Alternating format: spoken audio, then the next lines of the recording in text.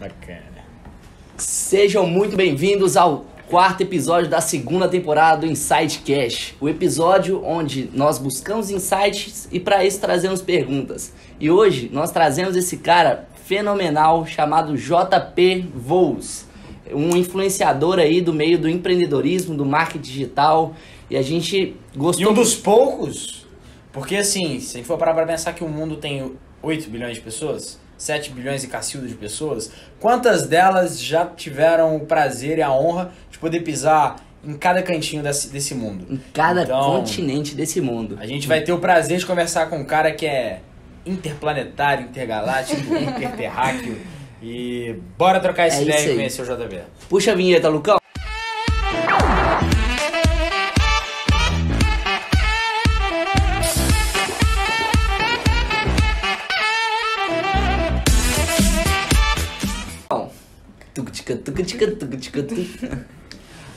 Foi a vinheta. Não dá pra rapar na vinheta. Puxando pra começar o nosso episódio, turma, tô aqui, Léo presente, como sempre. Manu presente. Verdade, esqueci disso. João presente. João presente, Lucão. Opa!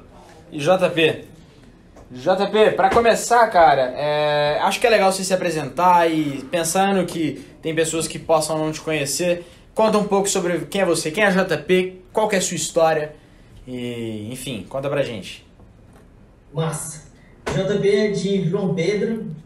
JP é... Se a mãe chama assim, esse é o nome, né? Legal. Cara, eu sou... Acho que a minha definição é entusiasta com a vida, assim. Acho que é isso que eu gosto mesmo.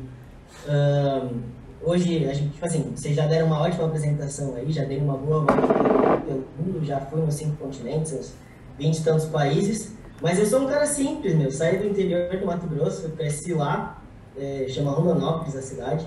E daí eu vim para São Paulo para estudar no ensino médio e nunca mais voltei. E daí daqui foi para fora, né? Enfim, a história passando, a gente pode conversar mais sobre isso conforme o decorrer aí. Mas hoje eu tenho uma empresa, a gente roda lançamentos digitais, trabalha com influencers e roda negócios digitais também, de forma geral.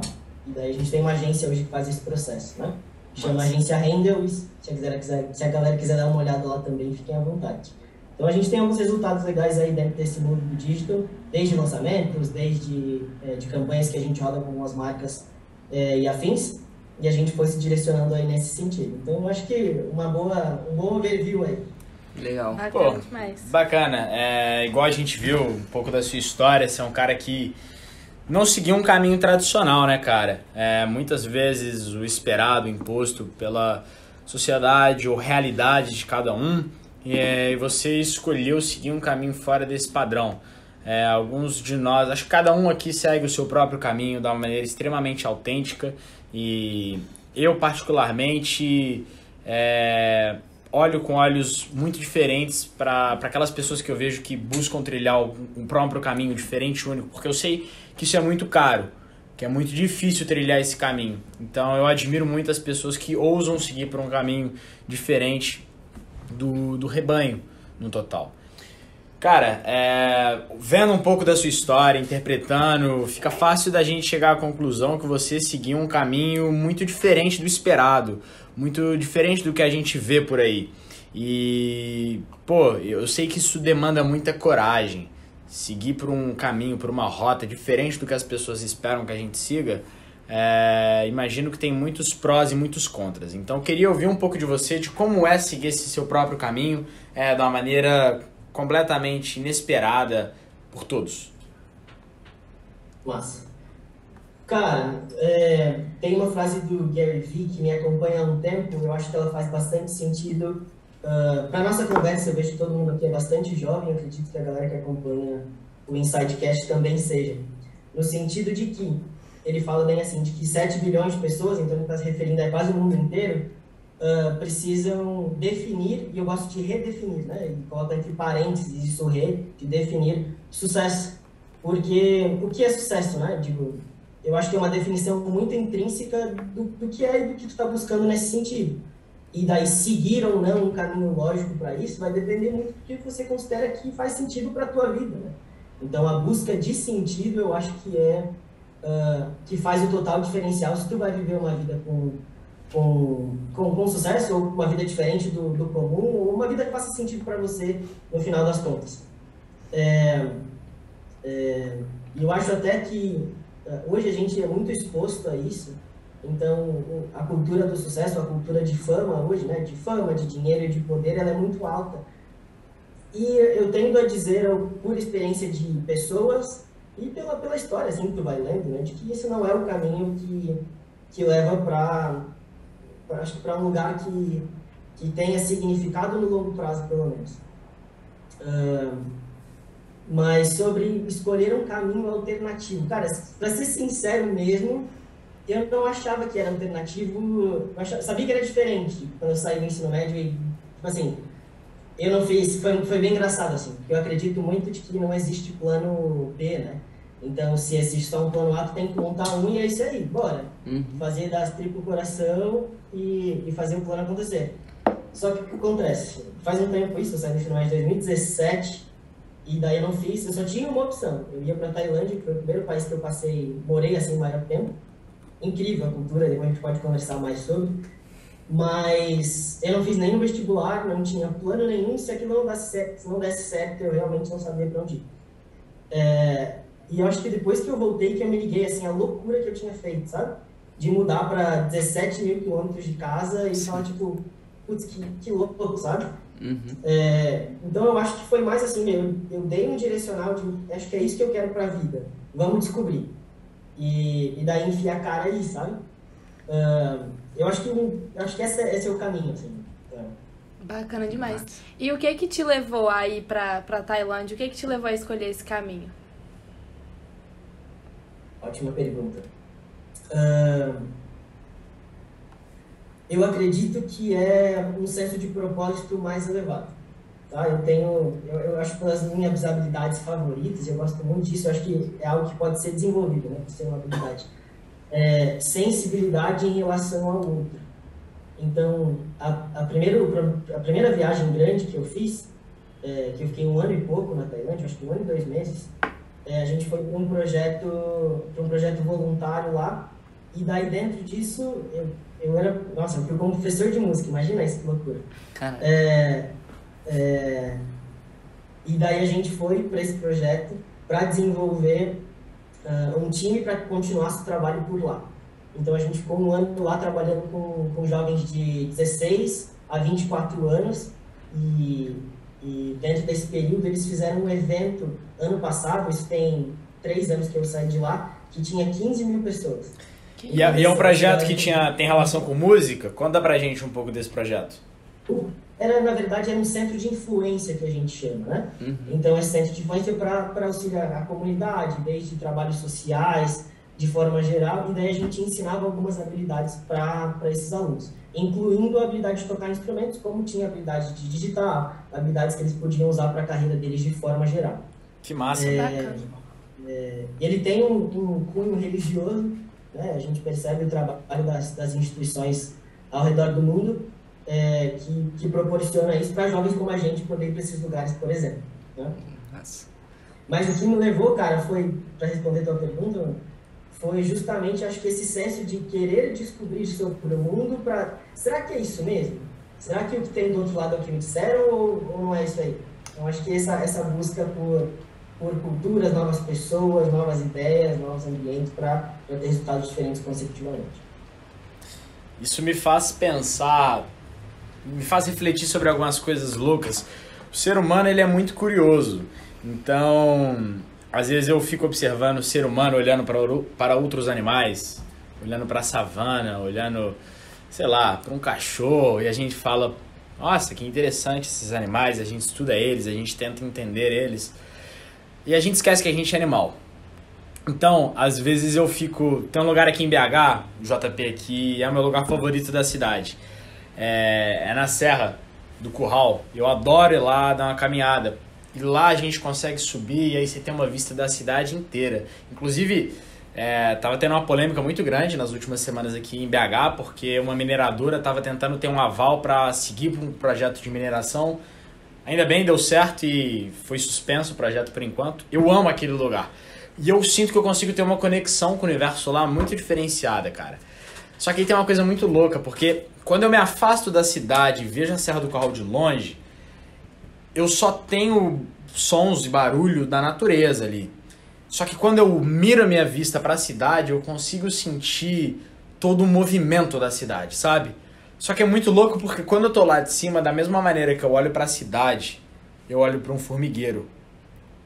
E tipo, a cidade é um formigueiro do ser humano. E é muito louco isso. A gente vê um amontoado de pessoas convivendo e fazendo aquele ambiente inteiro existir. E aí eu penso, caralho, da mesma maneira que o JP foi pra Tailândia pra conhecer outro formigueiro humano, e tipo, isso é muito louco. E outra, tem talvez, um formigueiro aqui em BH exatamente, e tem outro formigueiro na Tailândia, isso é muito louco. E talvez o JP tenha saído de um formigueiro até maior do que BH, de São Paulo, que mudou totalmente Brasil. Exatamente. São Paulo era capital, JP? Sim. Sim, São Paulo capital. Então eu imagino que você devia viver uma vida frenética lá. Não sei como é que é a questão de cultura também na Tailândia. E até comparado ao próprio Mato Grosso também. E é justamente isso que eu quero perguntar. Sair desse formigueiro com as formigas brasileiras que estão no nosso ambiente, que vão e saem do formigueiro para colher as sementes e frutos do ambiente brasileiro e ir para um formigueiro longe pra caramba, 17 mil quilômetros daqui. O que você observou diferente nas formigas de lá, na maneira que o formigueiro é construído, na maneira que as formigas vivem por lá? Massa. Vale considerar que o Ocidente é muito diferente do Oriente, até pelo jeito de pensar, tá? Mas eu acho que só em termos práticos, assim, o Mato Grosso não é um estado o estado é muito vasto, mas tem muitas pessoas, né? Então o Mato Grosso inteiro tem 5 milhões de habitantes. Caraca. A cidade que eu morava tinha 5 milhões de habitantes. Que seja, São Paulo tem 20, sei lá, 17 milhões, sabe? Uma coisa assim. Então eu acho que esses choques são importantes. E falando em choques culturais que a gente consegue sentir justamente, como tu falou, Léo, de que às vezes tu sai pra ver, tu sobe esse morro e tem toda a natureza e você olha pra cidade e fala, meu, que formigueiro.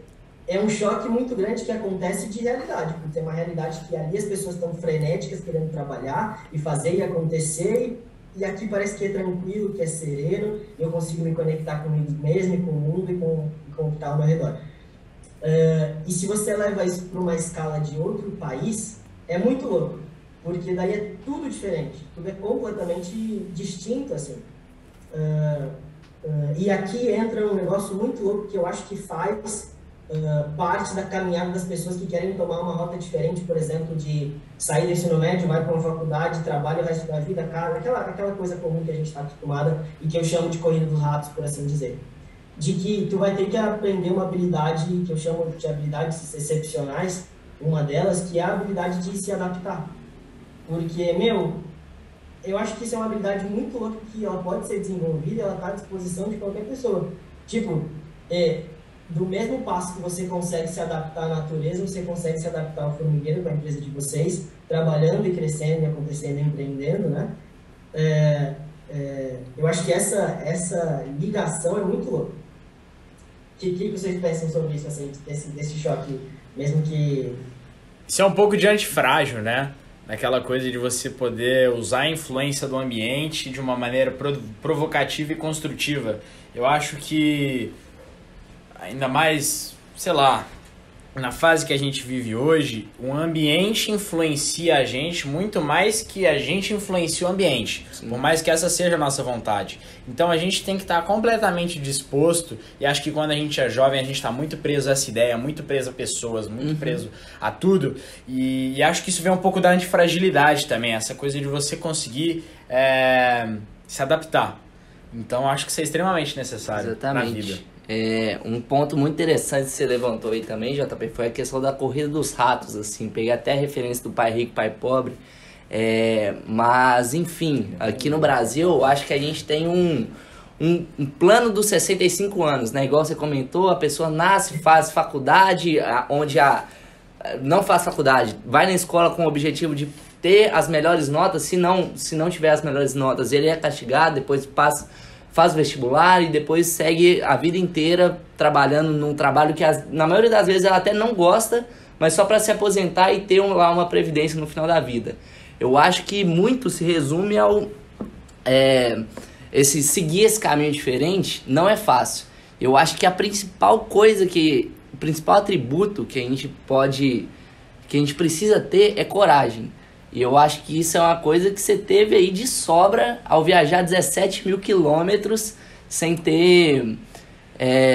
aí simplesmente seguindo o seu coração também. Uma frase muito legal que o próprio Steve Jobs trouxe pra gente é aquela do Connecting the Dots, né? Que a gente só consegue ligar os pontos olhando pra trás, não olhando pra frente. Então, se seu coração tava falando pra você ir pra Tailândia na hora, seja pelo motivo que for, seja pra ir lá pela música. Então, eu acho isso muito, muito interessante também. E eu acho que essa questão da coragem é o ponto fundamental aí. Porque não deve ter sido fácil pra você tomar essa decisão, né? De ir pra Tailândia em vez de seguir o caminho de uma faculdade que... Até não sei se você sofreu alguma pressão com relação aos seus pais, se isso foi tranquilo. Pela sociedade, família. Então... Antes do João responder, eu quero te fazer, não uma pergunta, um pedido. Uma vez você fez uma analogia muito boa em relação a caminho tradicional e a caminhos alternativos com aquela cena do Procurando Nemo, com as tartarugas que estavam seguindo. Foi você que falou isso pra mim, eu tenho certeza. Conta pra gente. Essa analogia eu acho que ela é muito... Você lembra, não lembra? Ou eu tô te jogando pra fogueira? Que eu lembro. Tartaruga do... Se quiser... Não, só me lembra aí. Porra, tô dando a moral pro cara aqui. Foi o seguinte, você me contou com todas as palavras o seguinte. A vida, ela é que nem aquele túnel da tartaruga hippie do Procurando Nemo. Todas as tartarugas, todas as pessoas dentro da sociedade seguem aquela correnteza natural. Como é que chama aquela correnteza? Termo técnico? Correnteza, né? Não. Correntes marinhas, porra. Correntes marinhas. Então, todas as tartarugas, elas seguem aquela corrente marítima que é o fluxo natural e esperado. E é muito mais fácil seguir esse caminho, porque a correnteza te leva naquela direção. Você não tá nadando contra ela. E você segue aquele fluido. Tem algumas tartarugas que são loucas. Na verdade, aquelas tartarugas que estão dentro do fluxo marítimo, elas julgam essas tartarugas que saem do fluxo como loucas. Quando elas decidem seguir o próprio caminho, no primeiro momento elas ficam morrendo de medo, porque elas não têm um caminho do rebanho levando elas na direção correta, elas não têm o impulso do caminho do canal que elas estavam tendo antes, e elas têm que seguir o mesmo caminho. Elas têm que nadar muito mais forte, nadar muito mais longe, sem ter o caminho certo. Talvez tenha na direção, mas tendo que encontrar o seu próprio caminho. Sim. Muitas tartarugas acabam se perdendo nesse caminho. Algumas até morrendo. Querendo ou não, é muito mais difícil, né? Muito Você sai mais. de uma zona de conforto. Então Talvez tem algumas muito mais tartarugas desafios. tenham que voltar pro canal. Justo. Mas aquelas tartarugas que persistem e chegam até o final, elas conseguem ir muito mais longe do que aquelas que estão presas em um caminho só. Foi você que me contou essa analogia, velho. Foi. Pelo amor de Deus. E essa questão que... Posso fazer um comentário em relação a isso? Lógico. Eu não acredito que se saia do seu estado de conforto, né? Da sua zona de conforto, que é mais conhecido. Porque vamos imaginar que eu acredito que o conhecimento ele é muito vasto e a sabedoria é infinita. Então, se a gente for cogitar a ideia de que por você conhecer sobre todas as áreas, sobre todas as coisas, ou assim, ser um especialista dentro da tua área, é algo muito complexo e muito longe, né? Muita coisa que tu aprender sobre uma área específica. Imagina, uma criança hoje tem mais informação de medicina do que tinha um médico há 100 anos atrás, por assim dizer. Imagina isso. Então, eu acredito muito de que, imagina que você tem uma página branca e tu tem um pontinho. Esse pontinho é tudo que tu sabe. E daí você olha ao redor, a circunferência do pontinho é o que tu não sabe. Se você expande o seu pontinho, você sabe mais olhando para dentro, mas se você olha para fora, você sabe menos ainda. Agora, se você expande mais esse pontinho para ser um círculo ainda maior, tem muito mais coisa que tu não sabe, consecutivamente, por saber mais. E daí a frase do sei que nada sei faz muito sentido, né? Então, essa ideia de zona de conforto, eu nunca acho que você sai da zona de conforto. Porque é uma loucura tu sair da tua zona de conforto. Não faz sentido, eu acho que tu expande a tua zona de conforto. E seguir um caminho alternativo é aquela ideia, se eu aprendo mais difícil, o mais fácil se torna cada vez mais fácil, né? Se eu vou no difícil mais uma vez, pode ser que eu demore mais, mas aí eu já aprendi todos os demais. Então, seguir um caminho alternativo ele te dá a possibilidade de saber como funciona o caminho natural, por assim dizer. Ele te gera mais esforço porque tu está expandindo a tua mente, expandindo você, por assim dizer, está expandindo o seu ponto de conhecimento, seu círculo de conhecimento. Isso é interessante. Eu tenho uma reflexão... Você quer falar alguma coisa? Não, pode Você tava com a cara de que ia falar alguma coisa, eu vou por um caminho legal aqui. Só que eu ia voltar numa questão lá atrás, então... Volte. Porque eu gostei que o JP falou da questão do adaptável.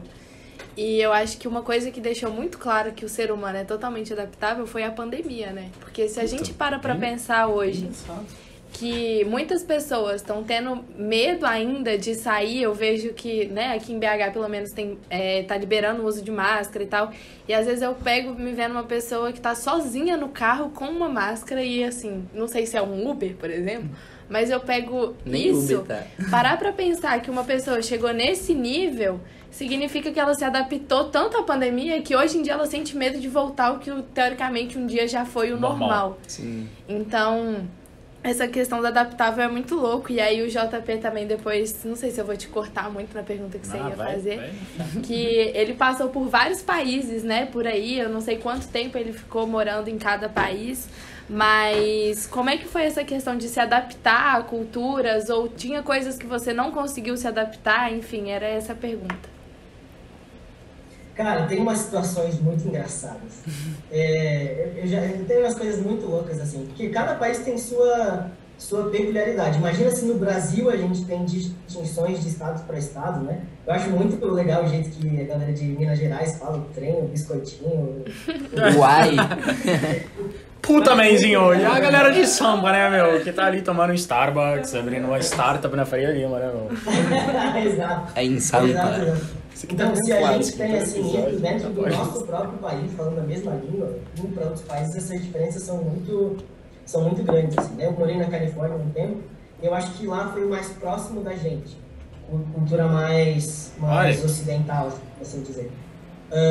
Mas, cara, o choque que eu tive, assim, da Tailândia foi umas coisas muito loucas, porque na Tailândia eles são um país 95% budista, tá? Então, eles têm culturas muito arraigadas com a religião que eles têm relacionadas à cultura do povo no dia a dia. Então, para eles, a cabeça é santa e o pé é imundo. Tá? E daí que pra gente é o dedo do meio, que é super ofensivo, para eles é mostrar a sola do pé. Mas é uma loucura, porque eu já vi gente brigando na rua e, tipo assim, botando o pé pra cima e como se fosse, vai lá pro aquele lugar. É muito louco, meu. Eu já vi briga de rua assim mesmo. O cara botou o pé em cima do carro, sabe? Um taxista botou o pé em cima do carro e daí o cara saiu e começaram a brigar na rua. Que isso? Meu pai, que loucura. Então são pequenos detalhes que você vai aprendendo conforme tu vai vivendo ali. Tem até uma história massa que eu quero contar pra vocês, o primeiro dia que eu cheguei, a gente faz o visto lá no local, né? Sim. Então você entra com carimbo de turista e para ficar mais tempo tem que ir lá na embaixada, fazer um visto e tudo mais. Agora se liga na história. Eu tava sentado, daí a gente tava esperando na fila, e daí uma mulher ia atender a gente.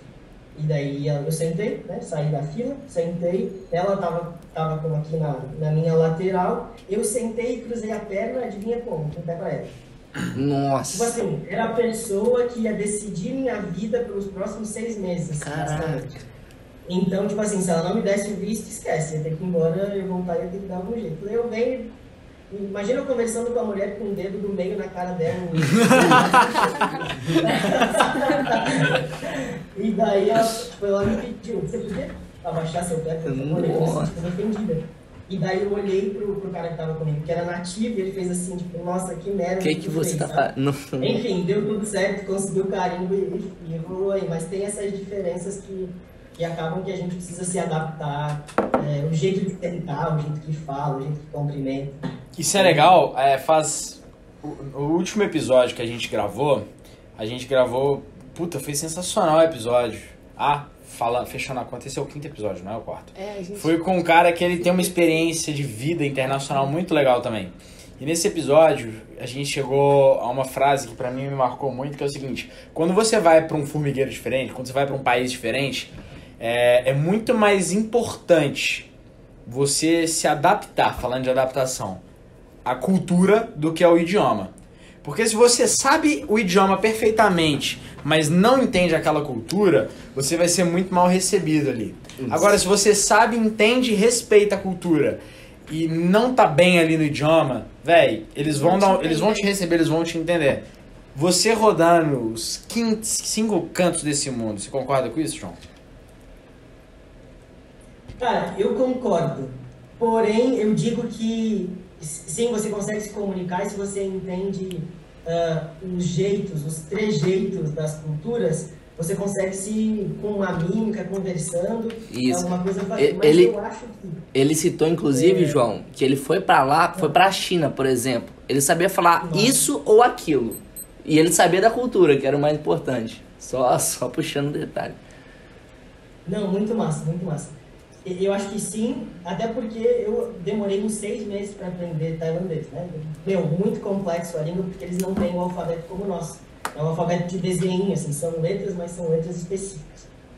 Mas depois que tu entende a língua, eu acho que a língua ela é a representação máxima da cultura. E tem até alguns TED Talks que falam sobre isso, de que a linguagem que você usa, sabe? O idioma que você usa, ele molda o jeito que você olha o mundo, pelo idioma. Eu achei isso muito louco, mas para você sobreviver e conseguir conversar com a galera, acho que entender os trejeitos é realmente mais importante ainda. Bacana. Legal isso. Vou Não, falar. é isso. Eu acho que eu queria saber também, você com toda a sua experiência no mundo todo, o que você acha que você conseguiu tirar assim de mais importante de todos esses lugares que você passou até hoje, né? Porque imagino que pela frente aí deve ter muito país para conhecer ainda. Inclusive, cita quais países você já teve vivência. Cara, putz, acho que eu não sei assim de cabeça não. Ih! Que isso? Quando eu crescer, quero Mas saber. vamos lá. Putz, Ô, me veio agora. JP, quantos anos você tem? Só pra... Ah, 22. 22? Caraca. Mas você sabe quantos? Ao invés de quais, então? 23 países. Que isso? Mais um Uma ano. É. E o que você era isso, exatamente. conseguiu tirar, assim, você acha hoje de conhecer tantas culturas, deve ter diversas experiências, né, em tantos lugares, assim.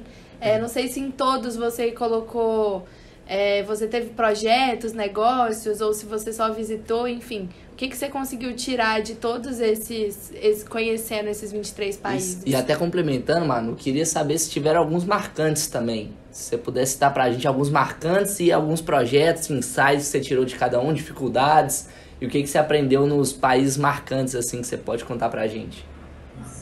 Massa, várias perguntas. Vamos dar uma no primeiro. Legal. Duas coisas. Eu acho que, para mim isso é muito forte, acho que vocês vão concordar também. Eu acredito que novas pessoas, novos lugares geram novas ideias, que geram novas ações, que geram novos resultados. E daí tu consegue pegar o que tu quiser. E eu acho que seguir o caminho alternativo te gera isso muito mais forte. Então, as experiências que eu gerei de outros países, de estar em outros ambientes, ou descobrir problemas que tinham lá, que eu tinha que resolver numa ideia que eu não entendia 100%, numa língua que eu não entendia, numa cultura que não fazia sentido para mim, em todo o tempo, ajuda muito hoje nas estratégias que eu monto para os meus negócios e para os clientes que a gente tem. Então, uma coisa é certa, novas experiências nunca vão ser maléficas para a tua existência aqui na Terra. Porque tu sempre vai estar gerando ideias novas, e gerar ideias novas tu traz ações novas, e consecutivamente tu vai ter coisa nova acontecendo sempre. Eu acho que isso é muito bom, né?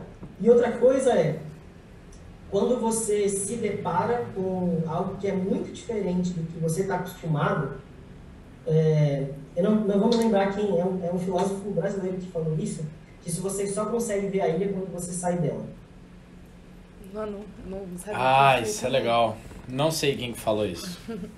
Pois é. Mas Enfim, concordo. essa ideia eu acho que ela é muito... Tem muita conversa sobre ela. Mas para você entender intrinsecamente quem você é, você precisa sair de si. E isso é sair do que você conhece, do que tu está acostumado, porque senão não tem ideia nova acontecendo, não tem coisa nova para você ver, para você se deparar, coisas que vão te chocar e coisas que vão ser extraordinárias que vai te aprender para a tua vida, né? Então acho que essas duas coisas são as que mais me marcaram nesse sentido. Uma coisa que eu acho muito legal, João, é que assim, desde os primórdios da humanidade, o que uniu nossa espécie são histórias. O homem começou a se comunicar trazendo histórias e começou a crescer trazendo histórias. E uma coisa legal, por exemplo, falando um pouco da minha cultura, a cultura judaica, ela traz um valor muito grande à história. Tem um trecho da história judaica que eu acho muito legal e um rabino muito sábio uma vez disse o seguinte: se na época do Antigo Egito... Você já esteve no Egito, João? Aí fudeu. Não, o episódio tá bom demais pra gravar de novo. Ó, voltou. Já esteve no Egito, João? No Egito eu nunca fui. Então, nunca fui. Também ainda não tive a honra não, mas tenho muita vontade. Mas, cara, se na época do Antigo Egito algum espertão virasse pro faraó e falasse o seguinte... E durante muito tempo, para quem não sabe, o povo judeu ele foi escravizado pelos egípcios. E algum espertão virasse pro faraó e falasse o seguinte: faraó, existem 2 povos aqui hoje no Egito. E daqui a milhares de anos, só um deles ainda estará entre nós. E aí o faraó definitivamente pensaria que é o dele. Por quê? Para deixar o seu legado aqui no planeta Terra, o faraó construiu imensas pirâmides, imensas esculturas de leões. Ele deixou a marca dele aqui. Mas o povo egípcio que foi guiado por aquele faraó não está mais entre nós. Por outro lado, o povo judeu que não tinha nada de material está aqui até hoje. E aí isso me faz refletir muito sobre o legado. Porque o que faz com que o povo judeu tenha se mantido até hoje de uma maneira tão forte é a tradição de se contar a história e passar a história de geração em geração. Então o faraó se preocupou em deixar a marca física dele aqui no planeta. Por outro lado, o povo judeu ele se preocupou e se preocupa até hoje em passar a história para frente de uma maneira que isso nunca seja esquecido. E isso para mim é legado. E eu tô falando isso tudo, fazendo storytelling, justamente para contar como é que a humanidade se uniu e existe até hoje por conta da história. Nós só somos seres humanos por conta da história. Já parou para pensar que a gente nunca vai saber de fato o que aconteceu daqui para trás? A gente tem uma crença, a gente tem, lógico, argumentos, a gente tem comprovações científicas, mas a gente não viveu. A gente aprendeu com a história. Então a história faz o ser humano ser único. E aí, justamente fazendo esse storytelling, trazendo os homens da caverna que começaram a trazer história e pintar as histórias em suas cavernas. João, você é um cara que é cheio de história, você é um cara que é cheio de vivência. Isso é muito legal, porque eu tava pensando aqui, velho, o João ele tem muita história pra contar. Na mesa que ele parar pra sentar, pra conversar, pra tomar uma cerveja ou uma água, com qualquer pessoa, de qualquer canto do planeta, ele tem uma história pra contar, velho. Isso é muito louco. Então, o que seria um homem sem uma bagagem cheia de histórias? Isso é uma coisa que me chama muita atenção. Porque história talvez seja a essência do ser humano. E tipo, você tem muita história pra contar, velho. Com 22 anos, isso é do caralho. Isso é muito massa. O que eu acho massa disso sim, que é muito legal e tu consegue realmente criar esse networking, conversar com pessoas de qualquer lugar. Mas o legal todo mundo cria sua própria história. Eu acho que se você não tem espaço para criar a sua história e você não está definindo o que é uma história massa de ser vivida, eu acho que perde o sentido. Então, é algo que eu percebi em todos os lugares que eu fui, de culturas distintas, assim, desde, sei lá, agricultores que plantam arroz no meio de uma montanha no Vietnã para o centro de Nova York, sabe? Tipo, na Times Square as pessoas estão em busca de sentido para o que elas fazem, sentido para a vida, sentido para a existência do agora, sabe? E eu acho que essa conversa ela precisa rolar mais. De o que faz sentido para mim e por que eu faço as coisas que eu faço do jeito que eu faço. Né? Porque isso aí vai direcionar intrinsecamente e externamente tudo que você acredita e tudo que você faz. Se você acredita que você não é capaz de criar histórias para você, de viver uma vida massa, de empreender, por exemplo, pô, se você não acredita nisso e não acha que é importante para você, pô, quem sabe tu precisa seguir outra carreira, vai trabalhar numa multinacional, vai, sei lá. Mas aquela reflexão que eu ia fazer, eu vou puxar ela. Desculpa, João, pode terminar que eu vou trazer uma reflexão brabíssima aqui. Massa. Mas eu acho que o legal é você descobrir realmente esse sentido da vida para você. Acho que não descobrir a vida de forma geral, mas o que faz sentido hoje. E o que faz sentido hoje, você fazer o que faz sentido hoje. Né? E sempre nessa ideia de expandir a tua zona de conforto e nunca sair dela, porque ninguém sai da zona de conforto. É esse ponto que eu quero pegar, porque é muito louco. Eu acho que, resumindo o que você disse, cada um de nós está em busca da sua autorrealização. Cada autorrealização, que pode ser dita como sucesso, ela é única para cada um de nós. E acho que está muito romantizado essa história de que você tem que sair da sua zona de conforto, que você tem que entrar numa zona de desconforto, você tem que viver a zona de desconforto para ter um crescimento. Mas não sei, eu acho que a gente sai da zona de conforto, talvez. A gente tem que entrar na zona de desconforto, mas com objetivo. E na minha opinião, e aí isso é muito particular e eu quero saber o que vocês acham, hoje eu vivo em zonas de desconforto justamente para construir zonas de conforto. E a realização de cada um é justamente uma zona de conforto. Então, porra, o cara vai trabalhar a vida inteira para comprar uma casa top, para viver com a mulher da vida dele, para construir a família que ele sempre sonhou, para viver de boa e relaxado. Talvez ele tenha trabalhado uma vida inteira que pode ter sido uma zona de desconforto, o que eu dificilmente acho, porque eu acho que quando a gente faz com coração aquilo que a gente faz, uma frase do Jobs também, que a gente só vai fazer bem quando a gente ama muito o que a gente faz, eu acho que naturalmente a gente está numa realização, uma fase de realização constante. Então acho que cada um de nós aqui está em busca da sua zona de conforto. Sim. Cada um encontra ela em uma maneira. Eu posso encontrar ela estando ao lado da mulher da minha vida, com os amigos que eu amo pra caramba, no trabalho que pra mim faz tanto sentido, realizando meu sonho. Mas eu acho que isso está muito romantizado, de que a gente tem que entrar em zona de desconforto para gerar crescimento. E no final das contas, todos nós não estamos atrás de zonas de conforto? E não tá tudo bem isso? Eu acho que essa questão de zona de conforto, vou pedir até pro João me corrigir se eu estiver errado, mas pelo que eu peguei, eu achei sensacional a analogia que ele pegou do ponto de você expandir sua zona de conforto e não ter que entrar em outra zona de desconforto. Querendo ou não, essa expansão gera desconforto, porque você vai estar saindo de um lugar, de um ponto A, e tem um esforço para chegar no ponto B. Então o trabalho todo é para expandir esse ponto. Eu achei incrível essa analogia aí, João. Eu acho que, basicamente, faz muito sentido essa questão de expandir, porque no atual momento você tem uma zona de conforto X, mas a sua...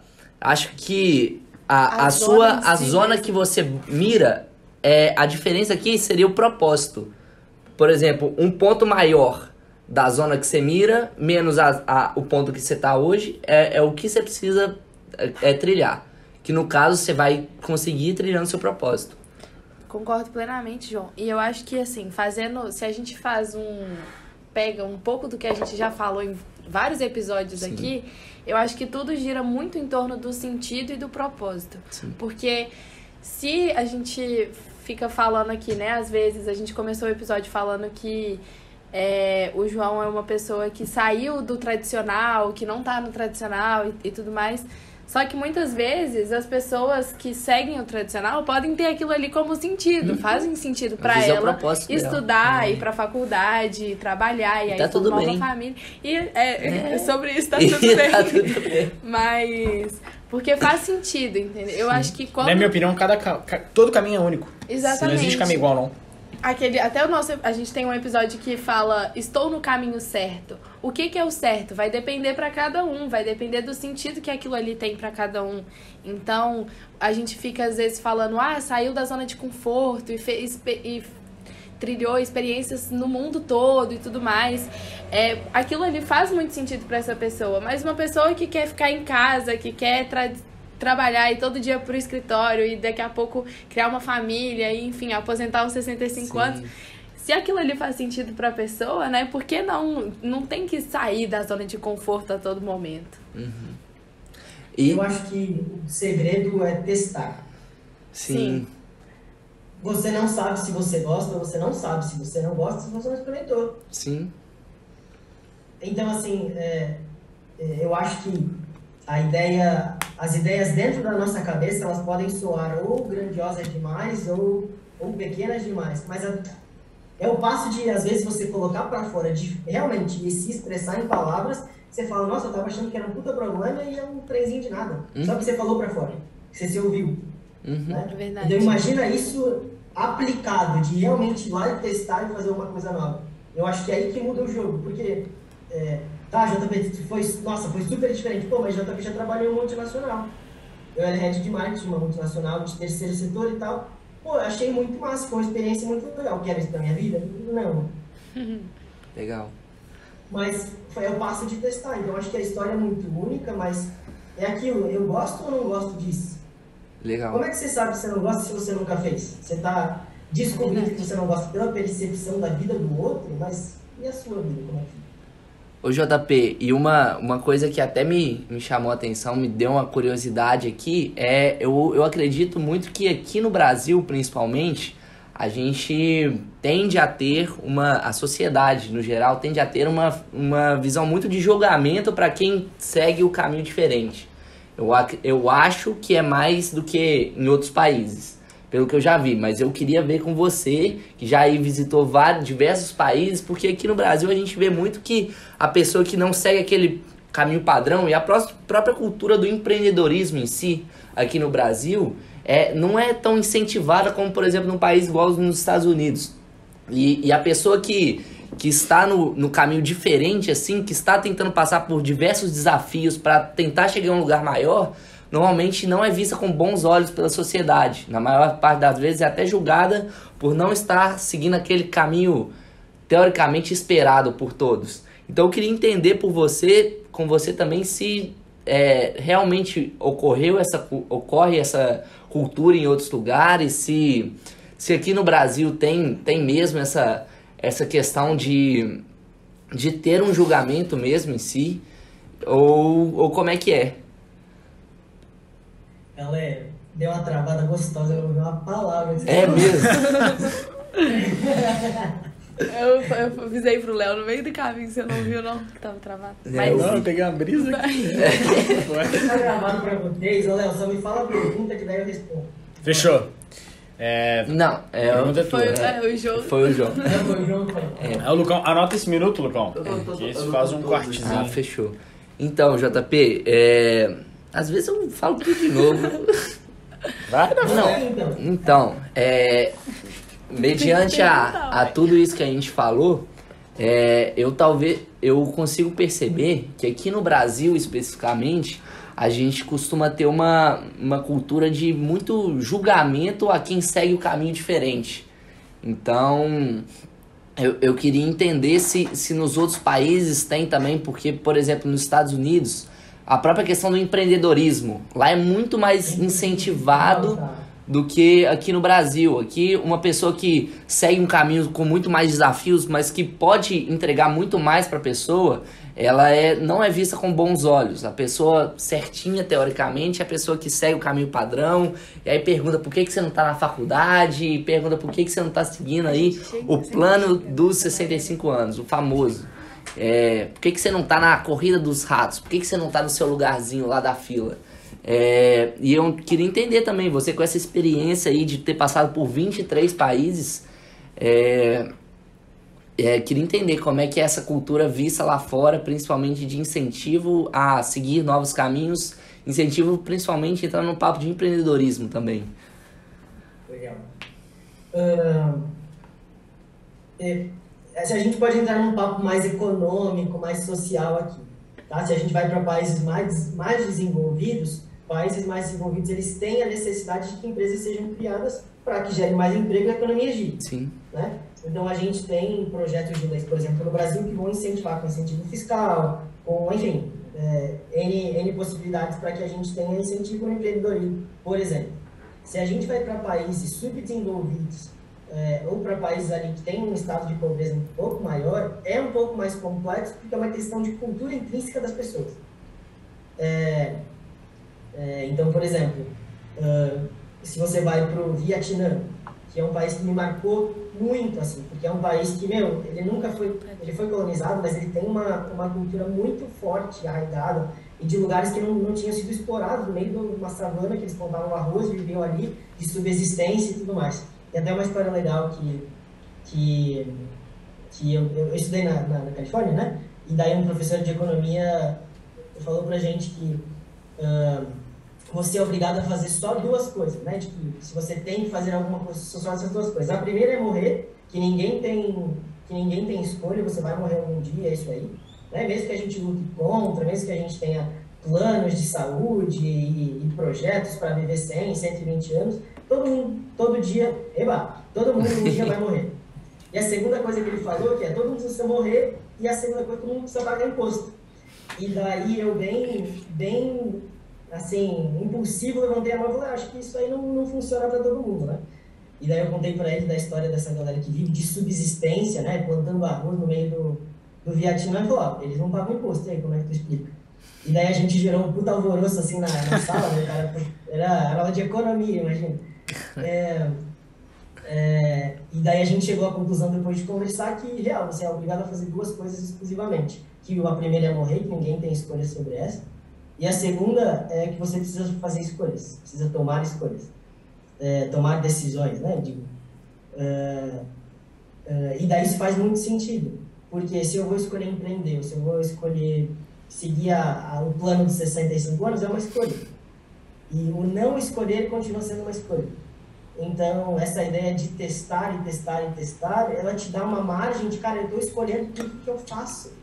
E se eu escolho tudo que eu faço, eu tenho o controle da minha vida, eu escolho como eu faço. E daí a vibe do empreendedorismo é muito boa, porque se você tem um empreendedor que tem o objetivo de crescer a empresa, de galgariar novos clientes, novos negócios, ele precisa ser o cara da ação. Ele precisa ter esse mindset de, cara, eu preciso encontrar um problema e a solução para esse problema, ou às vezes eu preciso criar um problema para eu dar a solução para o problema que eu criei.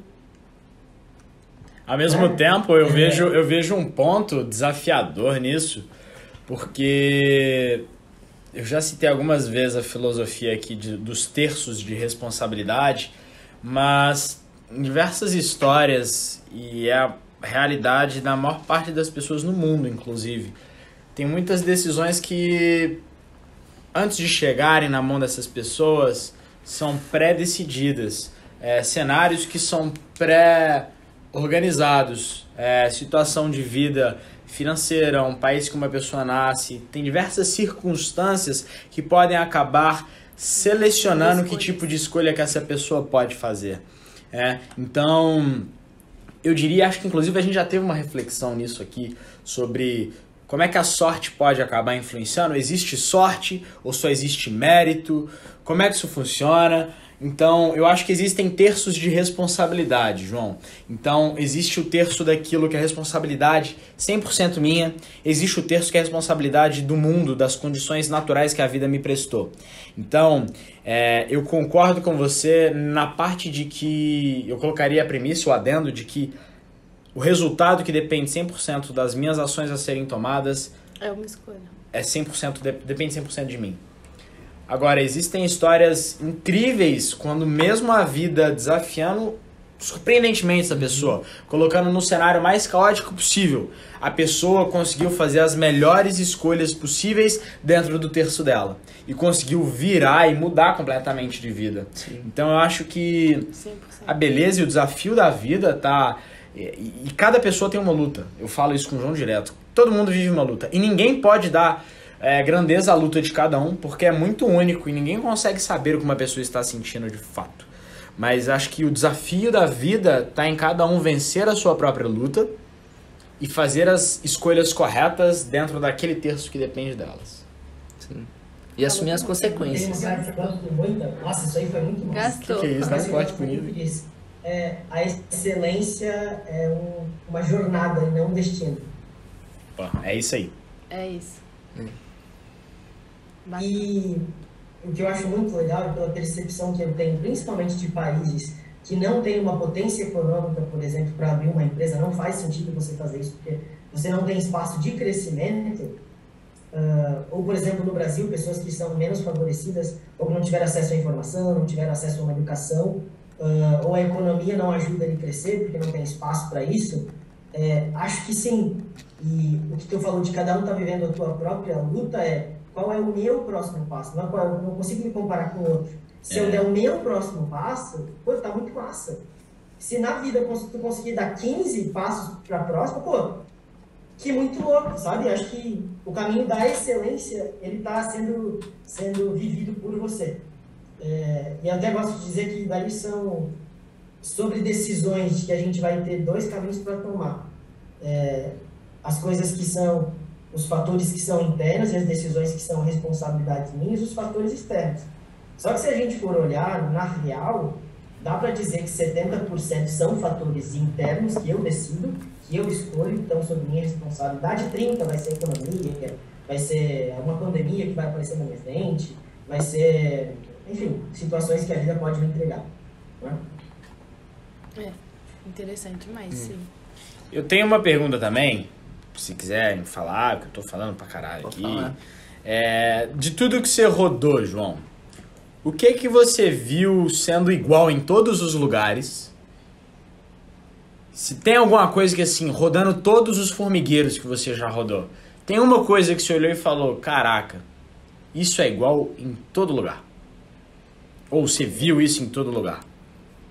Legal. Eu gosto muito de autoralidade. De dar nome para as coisas que você vai encontrando e daí você pode criar significados exclusivos para elas. O que eu achei em todos os lugares, em todos os países que eu visitei, nos 5 continentes, foi todas as pessoas, independente do lugar, independente de qual é a cultura, independente de qual é a formação, de onde veio, quais são as pessoas próximas, todas elas têm o que eu chamo de fagulha de eternidade. O que é isso? Que nome bonito. O nome é legal, né? Fala aí. Nome legal. Fagulha de eternidade é a busca do próximo passo sempre. E a gente tem filmes que retratam isso, a gente vive essa realidade. Por exemplo, o Wolverine, que ele é imortal, né? Vive para sempre. A busca de qual é o próximo passo dessa vida, qual é o meu próximo passo. Pô, conquistei tudo que eu queria, botei um desafio, uma meta, fui lá e bati. Beleza, agora qual é o próximo passo? Troquei meu apartamento, troquei meu carro, qual é o próximo? Então essa fagulha de eternidade, eu acho que existe algo que é sobre-humano. Então, está todo mundo buscando isso em todos os lugares e, consecutivamente, por ser sobre-humano, todos os humanos vão buscar algo para adorar. E daí tem gente que escolhe Deus, tem gente que escolhe o Buda, tem gente que vai escolher o universo, tem gente que vai escolher a Shira, tem gente que vai escolher Allah e tem gente que vai ser agnóstico e falar, cara, não acredito em nada e depois que a gente morrer eu vou virar pó. Mas todo mundo está buscando de algo que é superior a si para que a vida faça sentido. Em todos os lugares, independentemente. Se a gente acredita que isso é Deus ou se é o universo, em todos os lugares que eu estive, as pessoas buscam por algo a adorar, por algo a manifestar gratidão, manifestar as suas dores, seus sentimentos. Sim. Cara, que papo rico esse, hein? Legal demais. Nós gerou um tanto de insight. Nossa Vou Senhora. variar um pouquinho. Verdade.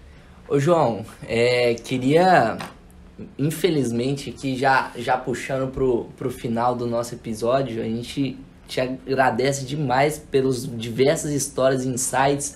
E a gente tem todo final de episódio com o convidado, a gente costuma fazer um quadro aqui de trazer um insight marcante para quem tá nos ouvindo aqui.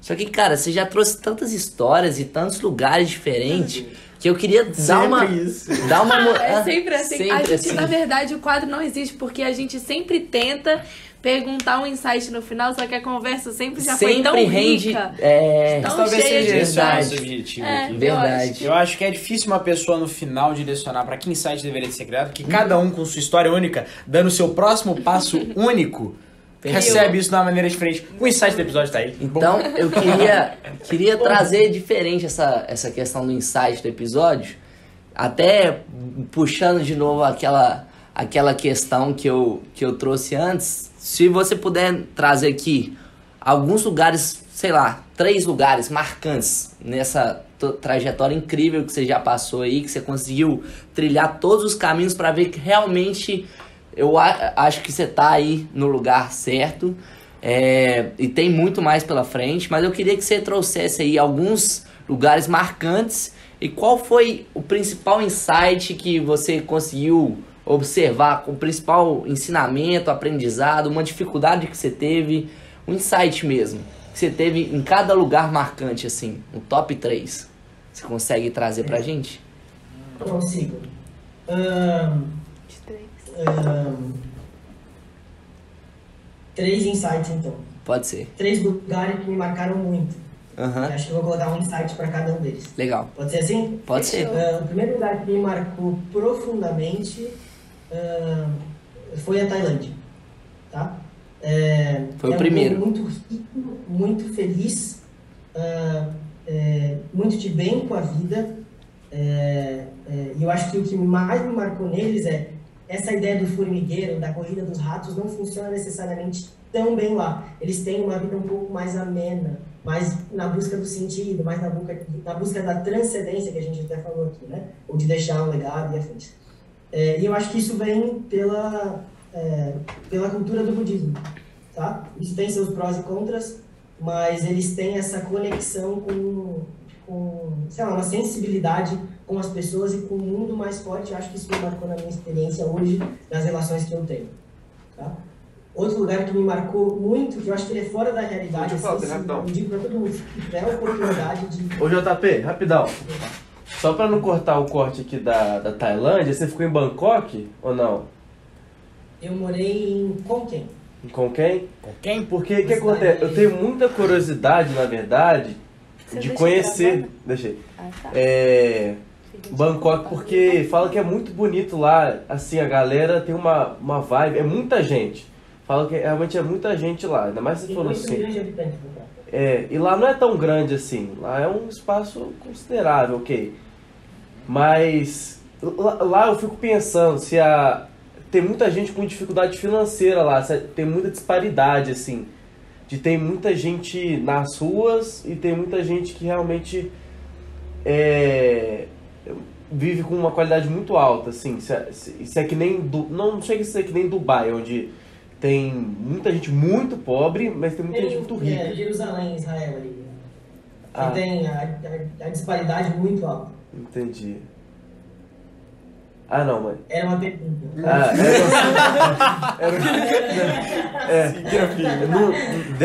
Não ficou... Existe uma disparidade grande, tá? Em grandes centros, nem tanto. Mas existem muitas vilas. É legal de dizer, legal de pensar que a Tailândia é um reino.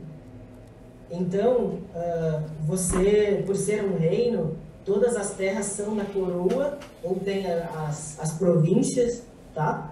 Então, é cedido, né? Então, as pessoas têm um período de terra. Mas o que é muito legal o país, ele conseguiu trabalhar uma economia muito forte de subsistência do país. Tá? Então, você não paga imposto, por exemplo, para ter um pedaço de terra ou uma casa. Tá? Mas se você tem mais de uma, você paga pelas duas. Entendi. Entendi. Legal. Interessante. Então, Você tem uma ligação com a Tailândia, não tem, Lucas? Não, só que eu acho interessante lá. Eu sempre quis conhecer lá, na verdade. Uma ligação. Ligação. Não sei porquê. Mas eu olhava os vídeos da Tailândia assim, a galera falava, não, que mochilão. Lá na Tailândia também é muito barata. Paradisíaco, assim, Vamos pra um dos lugares mais bonitos. Tailândia é muito legal. E JP, por que você escolheu a Tailândia como primeiro lugar? Teve essa... Cara, na real não foi o primeiro lugar, foi o primeiro lugar que eu morei. A primeira viagem que eu fiz foi pra Europa. Ah, entendi. Que acho que é mais básico do Brasil, assim, a gente vai pra Miami e depois vai pra Europa, né? Mas, Disney,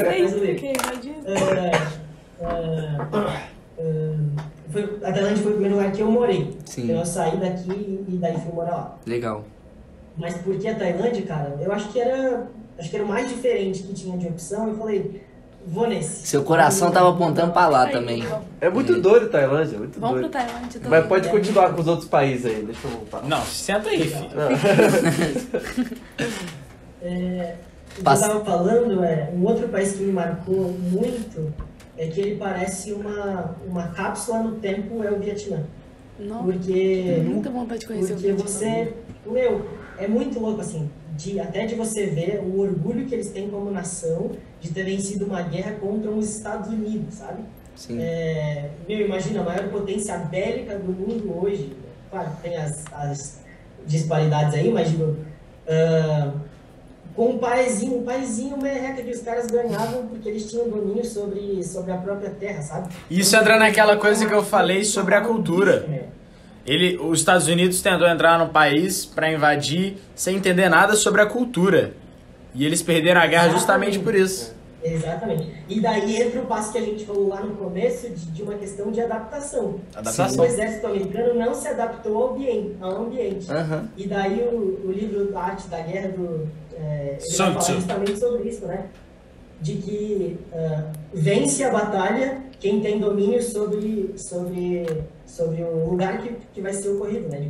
Se você está acima, enfim, o livro vai continuar nessa ideia. O que me marcou muito foi de que essas pessoas vivem fora de uma realidade, assim, é absurdo, de não saberem que é uma bactéria, de alguns lugares. Eu fui em lugares muito extremos, assim, eu fui em umas comunidades muito distantes que faziam fronteira com a China, era 30 quilômetros da China, assim, era o meio do mato que a galera realmente vivia de subsistência. Isso era muito louco, porque a mesma água que eles usavam para se banhar, para lavar os bebês, para lavar as roupas, para cozinhar, para fazer as necessidades, né, de defecar, de urinar, era a mesma água. Então, tu imagina, as pessoas não tinham noção do que era aquilo, porque eles nunca viveram, nunca viram, não tinha realidade, não tinha acesso à internet, não tinha acesso ao celular. Isso me chocou muito, assim. De como se fosse um país, acho que fora do mapa, sabe?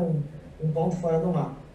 E um terceiro que me marcou bastante foi a África do Sul, pela diversidade de culturas e como eles conseguem manter isso muito bem. Eu até brinco que no Brasil a gente não tem outra cultura, é só brasileiro. Né? A gente tem até imigrantes que vêm para cá, tipo japoneses que vieram muito, né? Você tem a primeira geração que mudou, japoneses. A próxima geração, eles não falam que são japoneses, eles falam que são brasileiros. O que rola, JP, é que o japonês vem pra cá, daí uns meses que ele tá aqui, começa a fazer sushi de morango com Nutella. Aí perdeu no personagem total, bicho. Aí é meio foda. Não, outro dia eu fui seco achando que era um sushizinho de atum. Era goiabada, irmão. Que tipo de pessoa coloca goiabada em torno do arroz com alga, mano? Perde um pouco da noção brasileira. Se perdeu. Se perdeu total. Muito personagem. Não, muito personagem.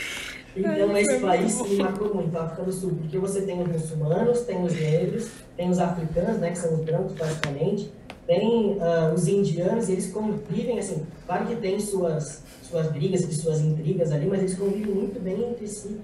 E Cape Town, que é a cidade mais famosa ali, eles conseguiram fazer uma coisa que eu achei incrível, assim. Eles conseguiram fazer um mix de tudo, virou tipo um melting pot, sabe o que eles falam? Que é como se fosse uma mexida de, sei lá, um caldo de todas as culturas que eles conseguiram implementar e virou a própria cultura deles. Eu acho que isso é o mais legal. Eu trouxe a última coisa que eu vou falar, que eu acho que vai ser o último insight pelo tempo também. Eu trouxe um estudo de Harvard, tem a Harvard Crimson, que é aquela, que acho que é a instituição de pesquisa mais antiga dentro da universidade, né? Eles publicaram um artigo em 2014 eles estavam fazendo um estudo, estudantes da psicologia positiva, do que diferenciava os alunos de destaque da melhor universidade do mundo, que seria Harvard, né? Porque para tu conseguir entrar lá dentro é um processo muito complexo.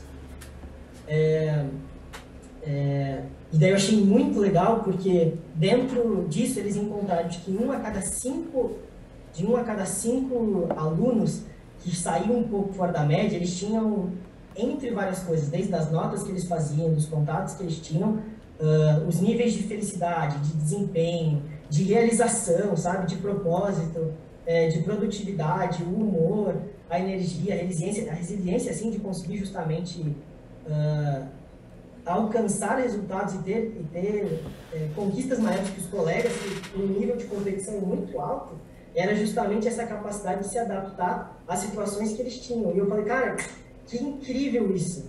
Porque, imagina, um cara que entra em Harvard é o carinha da escola que estudou a vida inteira, sabe? Ele sempre foi muito bem. Então, quando ele chega lá, ele, putz, tá todo mundo meio páreo aqui.